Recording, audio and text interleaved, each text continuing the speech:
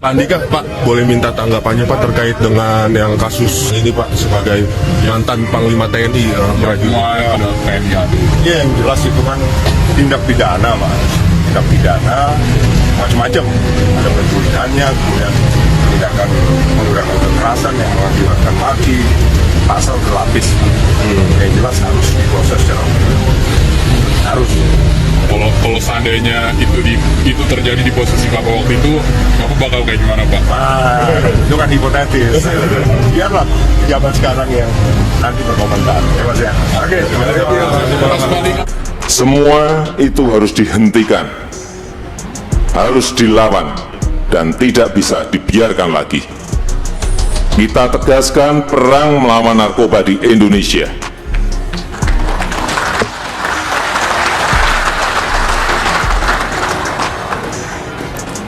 Saya ingin ingatkan kepada kita semuanya, di kementerian, di lembaga, di aparat-aparat hukum kita, terutama di Polri.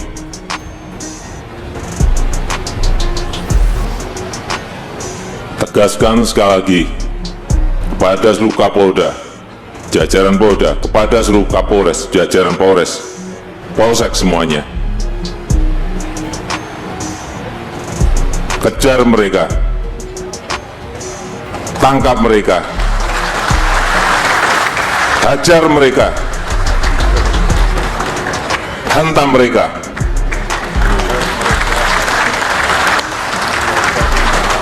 Kalau undang-undang memperbolehkan, dor mereka.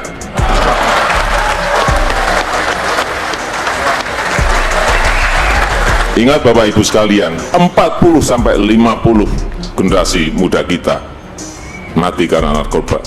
5,1 juta.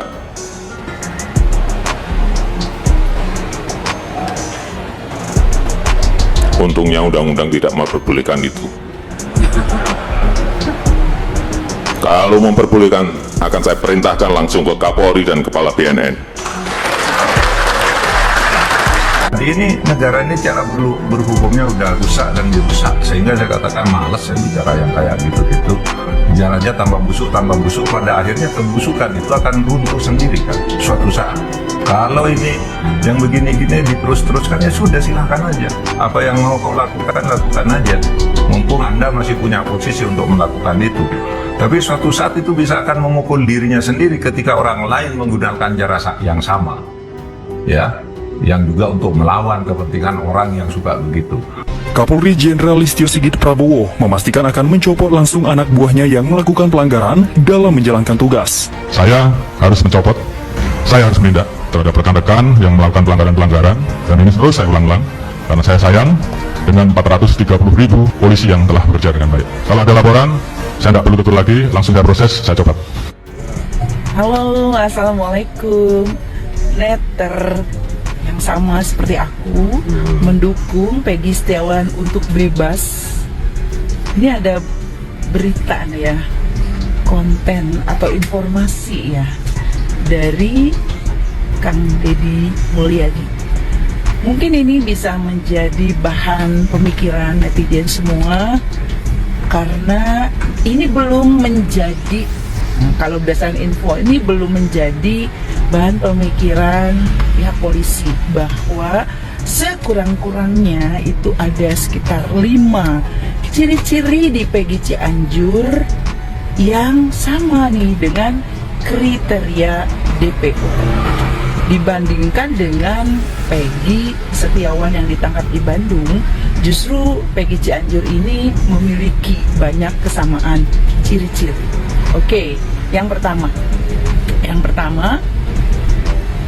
Peggy Setiawan Cianjur merupakan anggota geng motor Moonraker.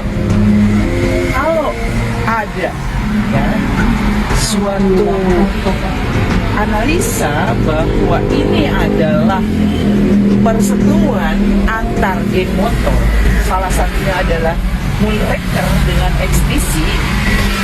Nah, ciri ini masuk yang pertama.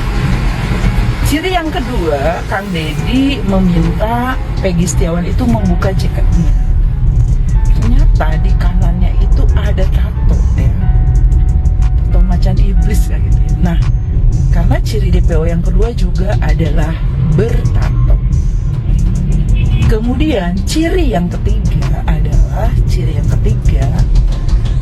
pada telinga Peggy Setiawan Cianjur ini ada tanda bekas jahit gitu ya.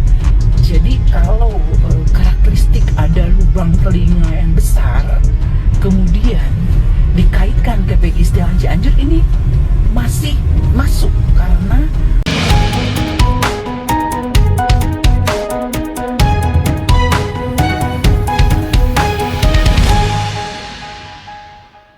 laporan BAP yang tak pasti dan berbeda. Hotman mempertanyakan langkah membawa Peron ke pengadilan. Kalau kita memaksakan membawa Peron ke pengadilan, sama saja kita membuat korban di atas seseorang yang serba tak pasti apakah dia pelakunya, ungkap Hotman. Dalam proses pengadilan terus berjalan, Hotman mengaku putusan yang didasarkan akan serba tidak pasti atau ragu-ragu. Diberitakan sebelumnya, Hotman sempat meminta Jokowi untuk membentuk TPF, tim pencari fakta terkait kasus Vina.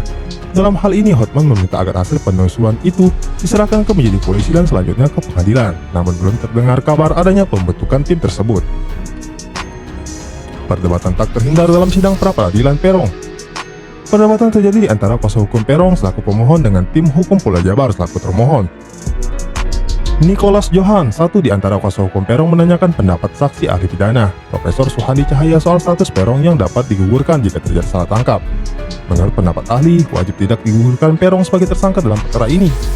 Kalau menggugurkan tersangka itu kewenangan hakim, jawab Suhandi. Suhandi pun menyampaikan pendapat, kalau pendapatku bahwa apa yang dilakukan penyidik kepada Peron sesuai dengan apa yang aku baca dalam tuntutan pra-peradilan.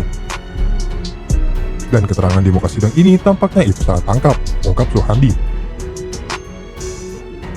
Mendengar hal itu, Kabid Hukum Polda Jawa Barat langsung meminta majelis hakim untuk menegur termohon yang dianggap menekan saksi ahli. Ahli tak boleh menjustis kesimpulan. Pertanyaan dari pemohon mohon diterbitkan Pak Hakim. Ini bukan pertanyaan biasa, tapi sifatnya menekan dan narasinya interogasi. Pada saat yang sama, Polda Jabar menghapus nama Adi dan Dhani karena hanya disebut berdasarkan pengakuan. Saksi ahli hukum pidana Suhandi Cahaya menyatakan bahwa penetapan tersangka Peron alias Rizky dalam kasus pembunuhan Eki dan Vina Cirebon oleh Polda Jawa Barat bisa digugurkan. Hal itu disampaikan Suhandi Cahaya saat dihadirkan oleh pihak kubu Peggy Setiawan dalam sidang pra-peradilan dengan agenda pembuktian di pengadilan negeri. Awalnya perwakilan tim kuasa hukum Peron mempertanyakan terkait satu tidaknya penetapan tersangka Peron oleh Polda Jabar lantaran berbeda dengan daftar pencarian orang DPO yang dikeluarkan pihak kepolisian. Di DPO ditulis namanya Peron. Oleh polisi dalam hal ini Polda Jabar menangkap klien kami bernama Peggy Setiawan. Pertanyaannya adalah di DPO atas Peggy alias Peron, sementara yang ditangkap Peggy Setiawan bagaimana dalam hal tersangkanya? Itu gugur atau tidak menurut saksi? Itu masih masuk pra-peradilan atau bukan? Tanya hakim. Itu masih masuk pra-peradilan karena salah tangkap. Itu salah tangkap, jawab Suhandi. Keluarga Peggy Setiawan mengaku tak pernah terima surat penetapan tersangka pada tahun 2016 lalu.